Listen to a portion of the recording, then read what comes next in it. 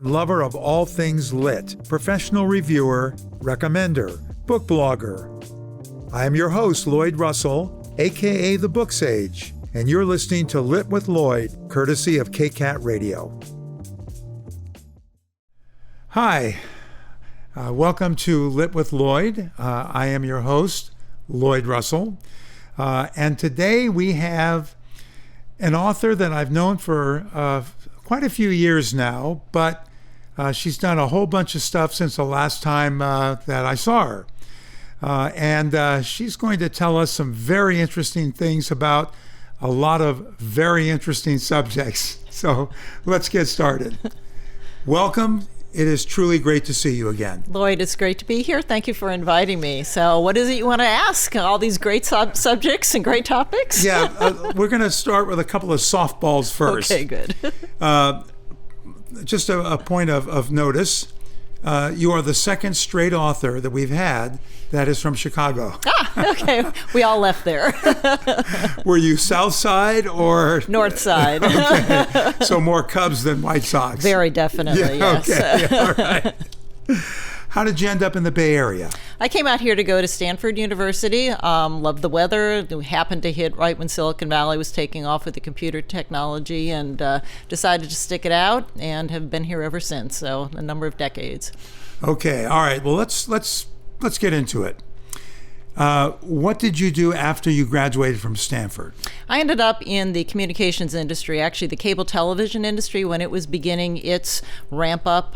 So when I started, ESPN and WTBS were the only channels, and then we rapidly launched Showtime, HBO, and eventually got into the what we call now on-demand technologies, where you could order movies on the boxes. Well, that ended up pushing me right up into the most current computer technology, and I actually switched to the cable company down here in San Jose, Gill Cable at the time, which then got bought by the largest cable operator in the country. And then they wanted to explore using telephone on cable.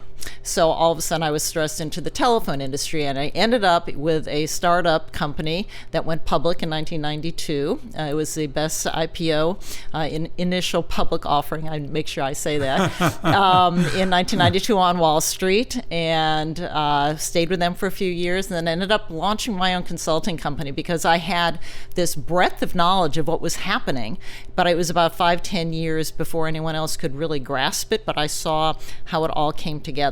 And so I worked with a lot of large firms, Fortune 100 companies that were on the East Coast mostly, that wanted to understand Silicon Valley's technology, and worked to help them create some strategic partnerships, investments, et cetera, with some of these small companies. So I always kind of bridge the communication gap, bridge the cultural gap of a lot of varied people and industries and topics. Wow. Okay. So you have had your own consulting company for quite a while. Yes. And you're still doing the same kinds of things? Yes. It's morphed more into writing now, but marketing with marketing writing for corporate clients I do, as well as editing with authors and helping them bring their books to the marketplace through self-publishing. So running their own little business through their book. All right. Let's going off on a little bit of a tangent right now with respect to editing other authors' books. Those authors that have publishers, typically, especially the larger companies, they'll get editors, that are given to them by the publishing company. I'm assuming that these authors that you're working with are either self-published or with small publishing companies? That's correct. Though these days, even the large publishing companies require that you be professionally edited. There's so many people who are writing now because computer technology has allowed and enabled word processing to be very fast, to do document sharing, et cetera, that it's one way to cull the crowd of new authors to say, please make sure you have a professionally edited script before you submit it. And so it's not just proofreading, it is really making sure that the story is cohesive, that there is a logic and consistency in the story development, or in nonfiction, that your facts are there and they're backed up with footnotes, etc. All right, so if you're editing a nonfiction book, how do you know if the facts are correct? Do you actually have to do research? No, I don't. I rely on the author. It is their name on the book, not mine. But I do make sure, for example, that if there is a citation or a fact that needs a reference point, I will make sure they know that. I flag it and say, hey, you need to have an updated reference, or your reference doesn't support your point. So those kinds of logical critiques that really are important to a reader. And when you read something just doesn't hit you right, you notice it. So I'm a voracious reader, have always been so, and so it's kind of easy for me to see where something is missing. And then having written things myself, I understand as well what can be done to fix it, which is key. A lot of times people can critique, but they don't know how to fix it. And that's really true in fiction, where you say, well, this character needs a little bit more oomph, or this character needs to be, more believable. Other people just say, well, I don't know, I just can't relate to the characters. And so being able to tell an author how to fix it or advise them on tools that they can use to fix it is very important. How did you get into that when you were running a consulting business? Well, I took some time off from consulting. I started painting my house and doing gardening, and got bored out of my mind, and decided I wanted to do something. I had this great experience. I was the only woman in the room with all these male-dominated industries. I mean, literally, and I was also the youngest. And I said, well, I'm sure someone wants to hear about that. So I decided to write my first book, Private Offerings. Here it is. Private Offerings, which was really about very similar to my experience being a woman in Silicon Valley going through an IPO. And in the course of that, I met a local writer who was writing a book. It's in here somewhere, Maddie's Game. And he wanted help formulating it and bringing it to life. And it's a story about a baseball. I read it. Yeah, you read it. I think you must have given it to me. I must have given it to you. Yeah, I remember that. And he went to Amazon, because Amazon has a service where they will do the editing. And the editor there said, you must get rid of all the profanity, and it's not believable. And he has spent time with Mickey Mantle in the training camps. For those of you who don't know, Mickey Mantle's a really big baseball person. And he was furious that he had paid the money. And they were telling me he had to change his book. He goes, this is my book. This is my story. It's going to have my name. And I said, well, tell you what, I will make sure it's what you want, professionally ready to go. But I'm going to charge you a little bit, because you just paid Amazon. So all of a sudden I realized, maybe I have something here. And I met the next person I met wanted to self-publish his own book, and I said, well, let me just show you how I would edit the first chapter. And he loved it. He said, you can understand how to adapt to my style, and no other editor I've worked with, because he'd done a lot of work. He'd published another book. He'd written a lot of articles for various op-ed pieces. He said, no other editor has ever tried to match my style, and you did. So I've all of a sudden realized I had a knack for this. And so it's been more word of mouth and referrals, and kind of me being willing to help nascent authors, just give them kind of some free advice, and then they realize they need help, and they're willing to work with me to do that. Have you done a second book for any of the authors? Yes, quite a few. This one, in fact, has a new one out today. It's on heart disease and hypertension, so he's doing a series. This one, I've done 6 of his nonfiction. Wow. This one, I'm going to do a second one, and this one has a sequel. So yes, in addition to mine. and you're still doing this in conjunction with your own consulting? Yes, I'm still working with corporate clients mostly. Mm-hmm. Okay. I have so many questions for each thing we've talked about, but I'm afraid we won't get to everything if I don't move along. Okay. Tell us exactly what you are consulting about. What is your profession there with that? Mostly it's marketing communications. So I have a unique blend of understanding marketing, and the niche I ended up in is minerals and metals. I started out wanting to talk about California and the gold rush mentality of Silicon Valley, and how the history of California was kind of shaped by this idealism and this drive and ambition and going for the rainbow, as opposed to really a very pragmatic approach, which Chicago is full of pragmatists, right? They just do their thing. And to me, it was very striking to have that vision that just perpetuated 150 years later. Well, that threw me into writing about a gold mine, and then about rare earths because of China's influence, and then I was approached to do a nonfiction book on rare earths and critical minerals, and I ended up being the expert, because no one in this country is really talking about it or writing about it. Journalists don't understand it.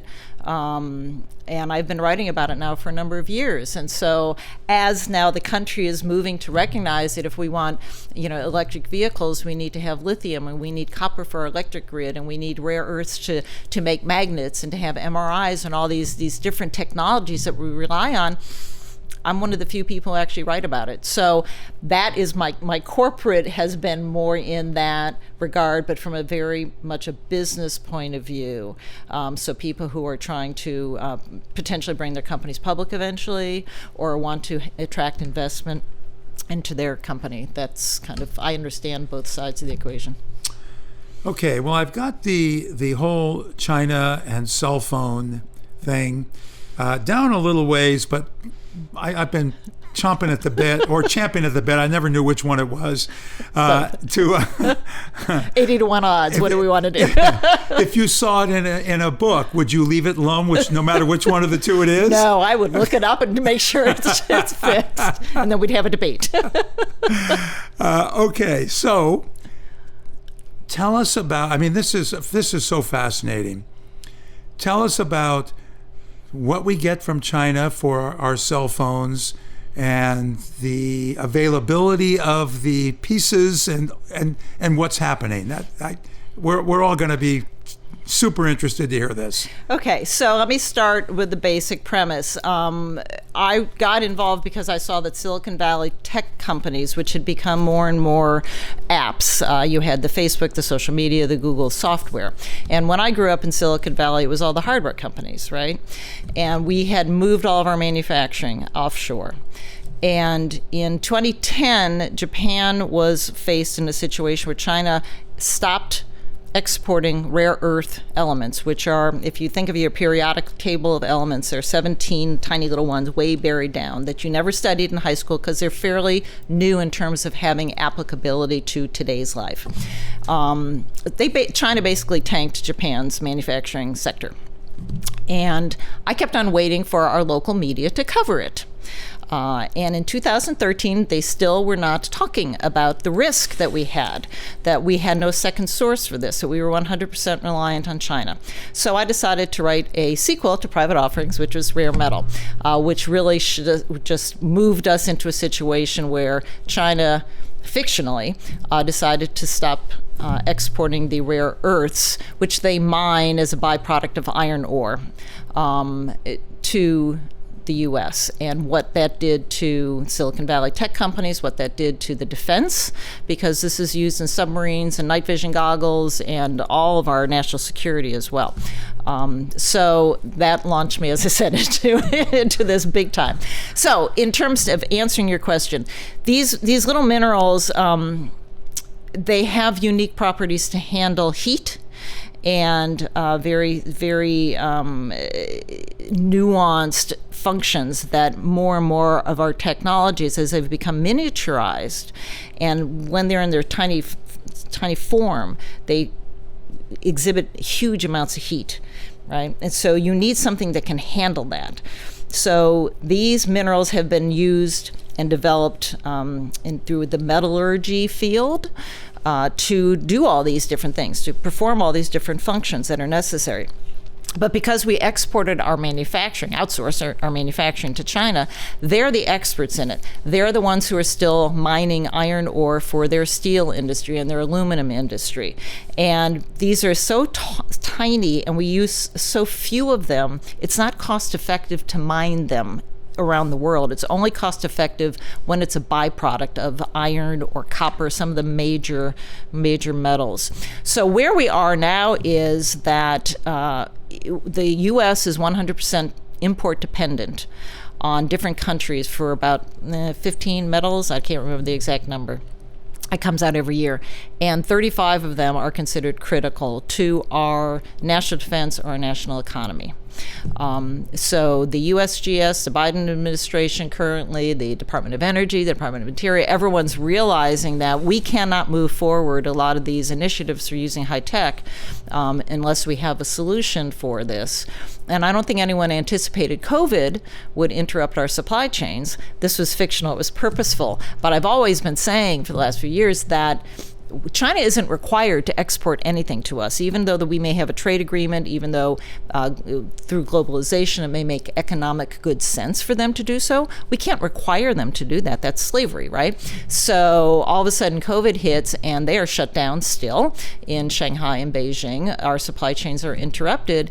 And all of a sudden, we're realizing that we do not have a source for these minerals and these metals, actually, that we need for our components and our equipment to work.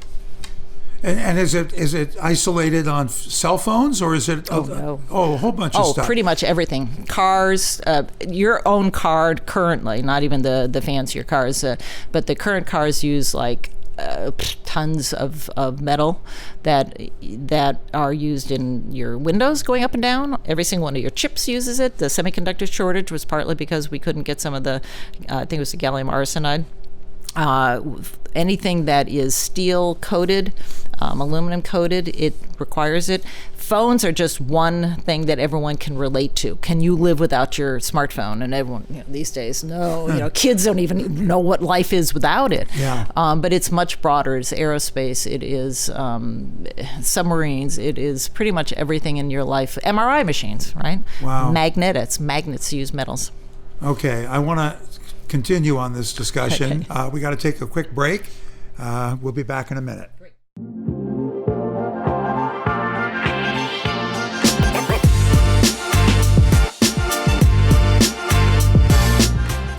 Thank you to the City of Montessorino for their continued support of KCAT Public Media.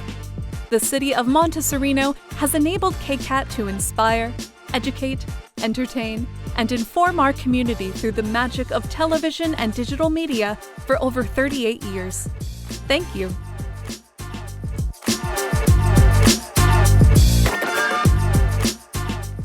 Okay, and we are back talking with Ann Bridges about components of lots of things that we have, that we need, that we're not getting.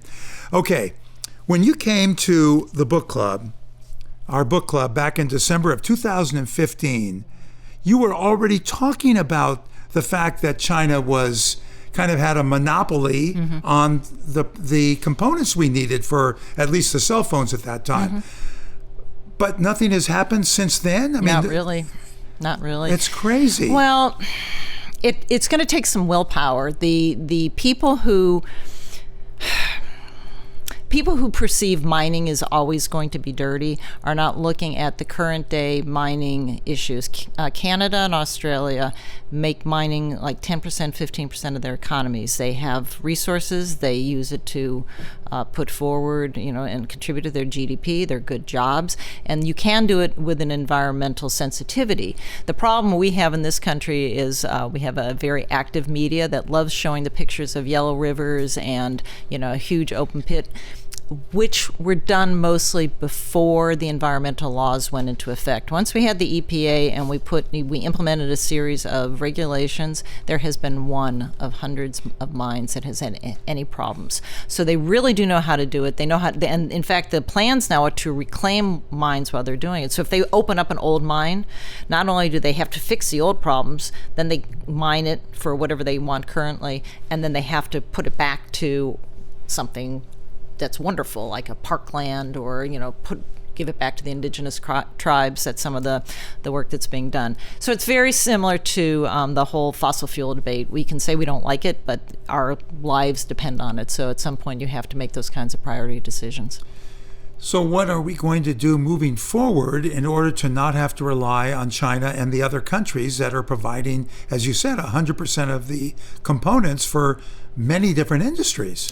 There are two things that are happening. One is we're trying to cut deals with other countries like Australia, Mexico, Canada. I mean, we have the what's it called these days? It used to be NAFTA, but the Canada, Mexico, U.S. Relationship. Between those three countries, it covers most of the minerals that actually exist. The smart scientists, and I am not a geologist, for those of you who figured out that I'm stumbling over some of this, the smart scientists are finding new ways to use existing metals. They're finding substitutes, for example, with cobalt. Cobalt is known to be using child labor in the Democratic Republic of Congo, and child slave labor, it's really yucky. And so everyone's been trying to figure out a way to move away from cobalt for the lithium-ion batteries, and they are starting to do so. If you make the form factor smaller, then you don't need as many of them, and recycling is something in the future, but you have to have a critical mass. First, you have to have a ton to be able to recycle, to get that 100 pounds, to get that 1 pound of the critical mineral you're looking for. So until we have the 100 tons, that you can talk about recycling, but it's not cost effective to do it. Okay. I have one kind of question that's just sort of random. Okay. Do you have any thoughts on these 5G towers that are popping up all over the place? My husband has a ringing in his ear that he claims is from every time a new 5G tower comes up. He says this is a problem. I do know that the patents that China has been filing for all these rare earths are hugely involved in the newest technologies, and Huawei is one of the biggies ones for 5G. They know what they're doing in terms of metal and metallurgy, and our universities aren't even graduating the kind of caliber of PhD scientists that we need. I mean, Stanford's geo department, just as an example, focuses on water and environment. So if that's one of the top universities in the country and we need metallurgy, hey, who's going to do that? So you have a couple, I think we have 3 in this country. Wow. So. Okay. Yeah, that's an off-the-wall question. Yeah. Yes, it was. Yes. It might be the only one tonight, but I'm making no promises. I come to expect it from you. All right. Let's get back to the fact that you have written a whole bunch of books. I think it's great with your business and the editing and all that, but let's talk about your stuff. You kind of alluded to it a little bit, but be a little bit more specific on how you got started on your first book and how it got published. Okay. So my first book, as I said, it was me trying to share my experiences as a woman in Silicon Valley corporate. That was right when STEM was starting to get legs, and they were saying, hey, where are all the women in Silicon Valley? We should have them in the CEO suites. We should have them on board of directors. So I realized I had a very unique perspective. So I decided to write a fictional account. I went, oh, women would love to read this. This is great. What I learned after the fact is women aren't very interested in reading business fiction. Men are. So I have a great male fan club and not a whole bunch of women. But it was an authentic story, which publishers liked. And I decided first to self-publish it, actually, as an ebook. And then because ebooks were all taking off. I mean, that was a big thing. Amazon was pushing the Kindle, and everyone was getting an e-reader. But it seemed like 75% of the people I talked to said, oh, I only read print. So I networked through the San Jose Chamber of Commerce and said, who locally knows a publisher? And I ended up with you. Oh, yeah, I forgot about that. Oh, yeah, you forgot about that. Who said, hey, I don't know anything about publishers, but these guys just showed up in the local bookstore. Anyway, it was a Southern California startup publisher, an independent who wanted to give voice to California voices. Most of the publishing industry is on the East Coast and dominated by New York. And I think it's gotten a little bit better. Washington, Florida, and LA, I think, are starting to become centers. But at the time, Southern California was unique. And so they contracted to take Private Offerings, its sequel, which was already written, which is why I was talking about it in 2015, and a third book, Kit's Mine, which is a historical novel about California. And that's Gold Rush right? Kids Yeah, Mine. Kids I think Mine. I read that too. Yeah, you probably did. So we were all ready to go, and then they went out of business. Yeah. Unfortunately. And I looked just the other day. In fact, I think I'm the only author who has continued to write and continued to publish. Unfortunately, it's very gut wrenching to have your publisher just disappear. I mean, all your support, any plans or dreams that you had to continue writing, you're like starting over again. So I decided to pick myself up and just self-publish because I'd started that. That way, that was not intimidating to me. Were you able to get all your rights back to your books? I had negotiated that in advance. Good. Yes, I'd gotten some good advice from some from local writers who said, make sure you always retain the rights. Great. So I did that and just kept on writing.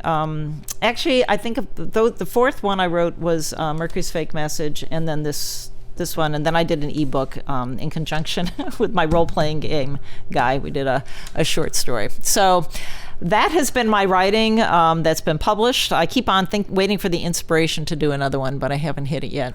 So how many have you written, and how many are fiction and nonfiction? 1, 2, 3, 4 are fiction. The Mercury's Fake Message is a blend, and that's why I hesitate. It's a novella, the first half, and it's to teach critical thinking. It's really to show you what kind of bias you as a reader bring to your reading. So the first half is the novella, and the second half is explaining why it is the way it is. Sounds way over my head. No, it's very simple. It's very, very simple, but it's shocked some people. Okay, all right. In terms of how biased they are. Oh, no. So what else have you written that's nonfiction? So I co-authored this. And then which is what? This is so Groundbreaking is it's wonderful. It's very timely. This is about the situation the country is in terms of critical minerals. And Dr. Ned Mamula approached me to write a easy to read general audience book on why minerals are important to our life. And so we got Steve Moore, if you know who he is. He's the he was nominated for the Fed under President Trump. He's a pretty well-known economist. Got a number of very good endorsements within the industry of people who understand kind of the risk we face as a country. And this came out at the end of 2018. We were all ready to do promotion, and COVID hit. So wow. Dead for 2 years. and it's also self-published. Yes, it was self-published. We had tried to go with a couple publishers, and they sell mostly nonfiction through major media, right? If you're well-known, like a Steve Moore, he can get his name on Fox or whomever. Or if you do get speaking engagements, or if you go to conventions. And they just looked at it and said, we don't know anything about mining. We don't have a mining industry in this country. Who's going to be interested in it? Yeah. So Ned was convinced. He said it's got a ways to go, and he lives in D.C. and he uses this as a policy platform to educate Congress, to educate the media, to educate a lot of people on our exposures. Okay, tell us how you promote your books using being self-published. Yeah, it's tough. A lot of people aren't very comfortable talking about themselves because I've been a salesperson and in marketing. I kind of knew the tricks. So I have been plugging away since 2014 at being on social media, talking to local media, getting referrals, doing blog posts. I have my own website. I do interviews like this. Basically, it's a constant promotional plug, pretty much day in and day out. It's not 8 hours a day, but you kind of have to always be engaged and showing how your books are relevant, how you as a person are an interesting author to invite on or to interview or to talk about your books a little bit more. And not everyone's interested in that. Yeah. So you basically divide your time between your consulting business and editing other authors. Is that? Yes. Unless you have, as you said, a strong urge to write something. Right. Then I'd probably say, okay, give me a couple months. But I don't know. It hasn't happened yet. Okay. And have you not tried to go take any of these to a publisher since the time when Balcony 7 went out of business? No, I haven't, because most publishers aren't interested in a book if it's already been published. They may be interested in a sequel, but they're not interested in buying the rights. If I could say, here, I'm writing 5 new books, and they say, oh, okay, we're interested in those, and then they want to buy old books, they may do that. You see that occasionally. But the publishing industry is struggling just like any other of the communications and media. There aren't as many readers.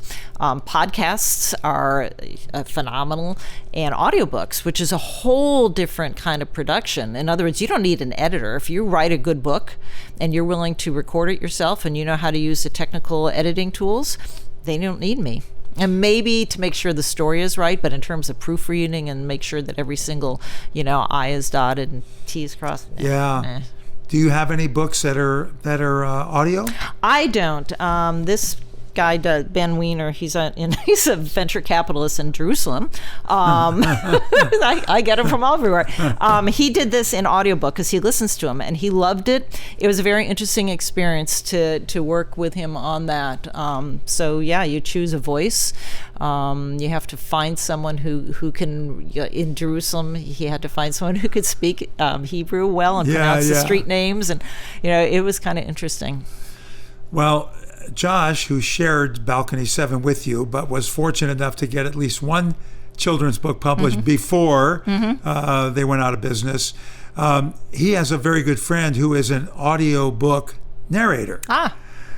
So if that ever comes up, I would love to talk to him. Yeah, you can let me know, and I'll put you in touch. Yeah. We had him at the book club a few months back, and it's a pretty fascinating process. I mean, it is, and a lot of people are listening to books. They don't have the time to read, but they do have the time to listen, and so it's a different market, and I think that is really the way technology is moving. I don't like listening to books. I like reading, but that's because that's how I grew up. But I think there are people who don't read very well, but they listen just fine. Joni and I got used to doing some audiobooks before the pandemic, when we had friends all through the Bay Area, and we heard some great books. It became really a fun thing for us. But of course, those that haven't moved, we haven't seen much of them in recent times. But are any of your books in ebook form? They're all in ebook form. All books are in ebook form. Yeah, that's an easy one. And I came out with a joint Silicon Valley novel in hardcover as well for people. Some people really wanted it in hardcover, so it's both softcover and hardcover. It's the 2 private offerings in rare metal together. Okay, so, that's cool. Yeah. I think the one thing about audiobooks as well, is it's a little bit more shareable. I hear people say I can listen to it in the car with my husband and wife, and so it's more like watching TV together. It's listening to a book together. You can stop it and talk, and so it's a different experience, I think, than the very personal, private, self-contained reading. The thing I like about it is that there are lots of people who don't have the time or can't take the time to sit and read a book. But a good friend of ours, she walks all over the place, so she's listening while she's walking. I think it's greatly expanded the number of people who can be literary. Yes. I love that. Fiction especially. Nonfiction is harder because you have to deal with charts. A lot of time. Like in this book, there's actually a chart. He's solving a murder mystery, and I'm gonna here. See, there's a chart. Yeah. Okay. Yeah. Which is he's describing how the character did a chart on the whiteboard, right? Okay. Well, that's great, and you want that. To try to translate this in audio, it was hysterical. I asked him, I said, you need to, and I listened to that one chapter, and they read the columns across, and they read it down. And if you're good at visualizing that, that's fine. But a lot of nonfiction where you have references and it doesn't work very well. I guess the other thing that happens with audiobooks is they have PDF files that you can also download that become the footnotes or whatever technical document you want to do as part of that. You just learn how to do that. All right. I think we will stop there. We'll do a little bit of trivia. Okay. And interestingly enough, the fact that you combined 2 books into one is the subject of a piece of trivia. Okay. About Agatha Christie. Oh. She holds the record for the biggest book. She's written 72, but her publisher took just the Miss Marple books, put them into one, over 15 pounds it weighed, 4,000 pages, and it cost at that time $1,500. Wow. She also ate apples while she was bathing for inspiration when she was in the bathtub. So, yeah. Okay. Go figure. Lewis Carroll, which I'd never heard, was a major stutterer. But not when he was talking to children. He did not stutter when talking to children. Interesting. Isn't that cool? Yeah. And Charles Dickens was just a little bit OCD. He combed his hair at least 20 times a day. And whenever he stayed at a hotel, he immediately rearranged the furniture. I guess he didn't travel very often. Or I'm sure he had a decreasing list of hotels that would take him in. Yeah. One in London, one in Paris. One in London, one in Paris. Right. It was the best times, worst times. Oh, my gosh. All right. Well, I think that's all we've got. This was fantastic. Great. It was every bit as fascinating as I knew it would be. And I learned a bunch of stuff today, too. Great. I'm glad to have come here and talked about not only myself, but all these wonderful authors. And many of them are local. I don't know how much of this audience is just here in Silicon Valley, but there are a lot of really good authors who write fiction. Silicon Valley, unfortunately, is known more for its engineering and tech books. But there are some good authors who probably are self-published because there's just not a good way to get out, except for that these days. Yeah. Well, maybe I can get a list from you and, Sure. and spread the word. Or my webpage has them all, actually. Yeah, Great. my homepage. And that is? authorannbridges.wordpress.com. Or if you want to just do a search, Silicon Valley Ann Bridges, that works really well. You'll find it. I think that's how I found it. That's usually how people find it. It's a lot easier. All right. Well, thank you for being here. I really welcome. appreciate it. And we're done, people. See you next time.